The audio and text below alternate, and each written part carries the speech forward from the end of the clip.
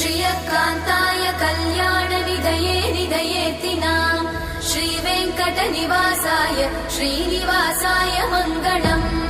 लक्ष्मी सविभ्रमालोकसुभ्रूविभ्रमचक्षुषे चक्षुषे सर्वलोकानां वेङ्कटेशाय मङ्गलम्।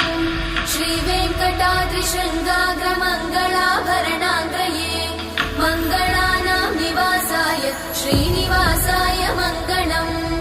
सर्वावयव सौन्दर्य सम्पदा सर्वचेतसां सदा सम्मोहनायास्तु वेङ्कटेशाय मङ्गलम्।